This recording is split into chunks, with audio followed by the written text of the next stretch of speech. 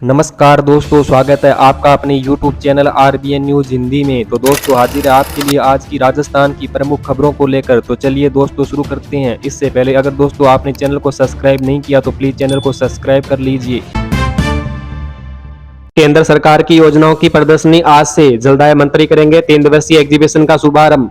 जी हां दोस्तों, केंद्र सरकार की जन कल्याणकारी योजनाओं का लाभ पात्र व्यक्ति को पहुंचाने के लिए बुधवार से जिला मुख्यालय पर 3 दिवसीय प्रदर्शनी लगेगी। इसका शुभारंभ बतौर गेस्ट जलदाय मंत्री कन्हैयालाल चौधरी कल सुबह 11 बजे करेंगे। पहले इस कार्यक्रम का शुभारंभ सांसद सुखवीर सिंह जौनपुरिया करने वाले थे, लेकिन वे सवाई माधोपुर के दौरे पर हैं। इसके चलते वे कल नहीं आ पाएंगे।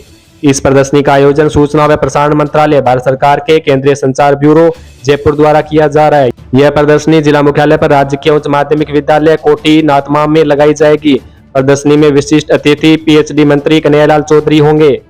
कार्यक्रम की अध्यक्षता निवाई विधायक रामसाय वर्मा करेंगे। यह प्रदर्शनी 10 से 12 जनवरी तक प्रतिदिन सुबह 10 से शाम 5 बजे तक सभी के लिए निःशुल्क खुली रहेगी। केंद्रीय संचार ब्यूरो के संयुक्त निदेशक रामखिलाड़ी मीणा ने बताया कि इस प्रदर्शनी में केंद्र सरकार की सभी जन कल्याणकारी योजनाओं से संबंधित जानकारी विभिन्न पैनलों के माध्यम से दर्शाई जाएगी। साथ ही आजादी के अमृत महोत्सव के तहत आजादी के महानायकों तथा राजस्थान से संबंधित स्वतंत्रता संग्राम से जुड़े विशेष पहलुओं को भी इस प्रदर्शनी के माध्यम से दर्शाया जा रहा है।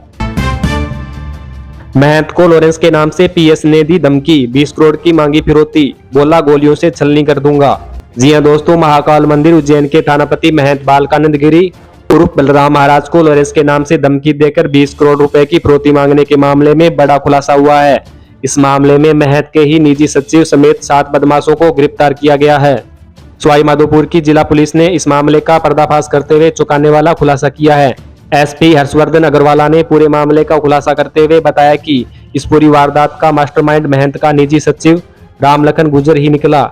प्रवाह निवासी पादरी तोपखाना थाना सवाई माधोपुर ने 29 दिसंबर को एक रिपोर्ट दर्ज कराई थी। इसमें बताया था कि वो दोपहर करीब 2 बजे वे अपने आश्रम में भजन कर रहे थे। इसी दौरान मोबाइल नंबर पर उनके पास कॉल आया। इस दौरान कॉल करने वाले ने खुद को लॉरेंस बिश्नोई का भांजा बताया और 3 दिन के अंदर 20 करोड़ रुपए की व्यवस्था करने की धमकी दी।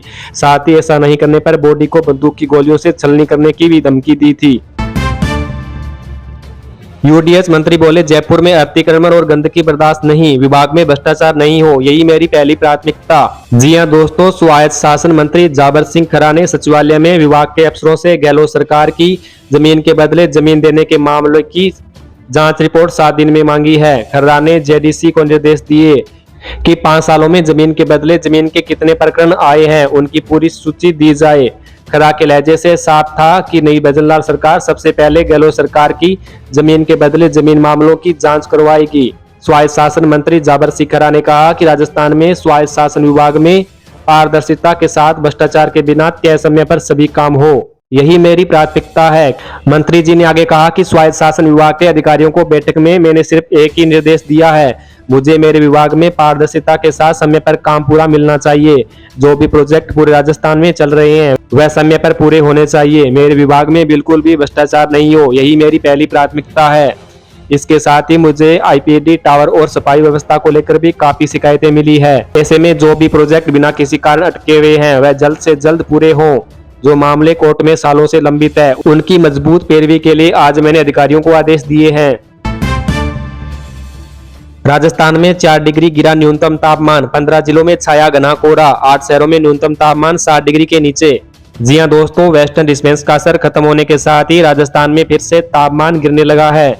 जयपुर, सीकर, भरतपुर समेत कई शहरों में रात से कोहरा छाने लगा, जो सुबह देर तक रहा। कई शहरों में बुधवार को न्यूनतम तापमान में 4 डिग्री सेल्सियस तक की गिरावट हुई। अधिकांश इलाकों में सुबह गलन भरी सर्दी रही।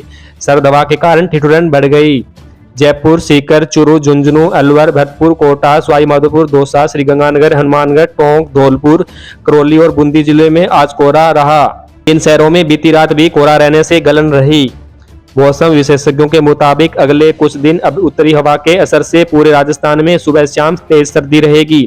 कुछ जगहों पर पाला पड़ने जैसी स्थिति भी हो सकती है।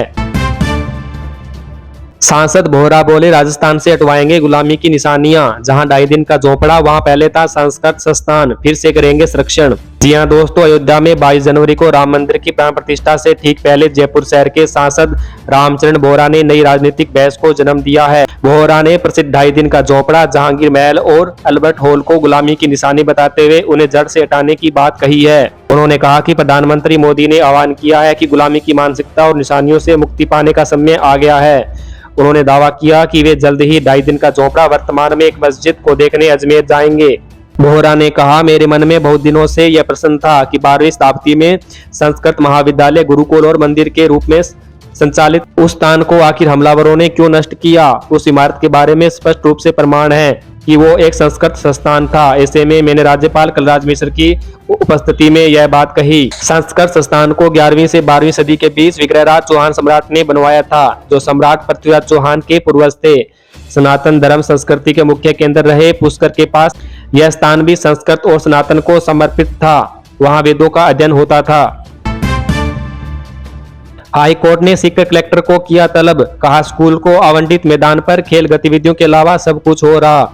जी हां दोस्तों, सरकारी स्कूल को आवंटित खेल मैदान पर 21 साल बाद भी स्कूल को कब्जा नहीं मिलने के मामले में हाई कोर्ट ने सीकर कलेक्टर को तलब किया है। हाई कोर्ट ने 5 फरवरी को सीकर कलेक्टर और दातारामगढ़ तहसीलदार को व्यक्तिगत रूप से कोर्ट में उपस्थित रहने के निर्देश दिए हैं। कोर्ट ने अपने आदेश में लिखा कि स्कूल को आवंटित खेल के मैदान में खेल गतिविधियों को छोड़कर बाकी सब कुछ हो रहा है। यह अपने आप में शॉकिंग है। कोर्ट ने 21 साल पहले आवंटित खेल मैदान का कब्जा अभी तक स्कूल को नहीं मिलने पर भी नाराजगी जताई। दरअसल सीकर कलेक्टर ने 29 जुलाई 2002 को सुंदरिया गांव की राजकीय उच्च प्राथमिक स्कूल को खेल मैदान के लिए जमीन अलॉट की थी, लेकिन इस जमीन पर अतिक्रमण होने से स्कूल को इसका कब्जा कभी नहीं मिल पाया। हाई कोर्ट में सरकार ने भी अपने जवाब में कहा कि खेल के मैदान पर सालों पुराने पक्के घर बने हुए हैं, उस जमीन पर कब्रिस्तान है। इसके अलावा खेल मैदान के ऊपर से 11,000 केवी की हाई टेंशन लाइन भी गुजर रही है। इसके साथ ही खेल मैदान के लिए आवंटित एक खसरे के बीच में से मुख्य सड़क भी गुजर रही है। ऐसे में यह जमीन खेल मैदान के लिए उपयुक्त नहीं है।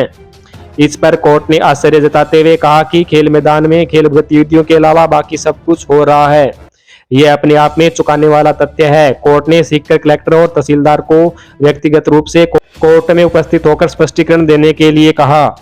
तो दोस्तों, आज के समाचारों में बस इतना ही। फिर मिलते हैं एक नई वीडियो के साथ। अगर आपको ये हमारा वीडियो पसंद आया हो तो वीडियो को लाइक करें, शेयर करें और हमारे चैनल को सब्सक्राइब कर बेल आइकन को प्रेस कर लें। हम आपके लिए राजस्थान से जुड़ी हर प्रकार की खबर लेकर आते रहते हैं। धन्यवाद दोस्तों। जय हिंद, जय भारत।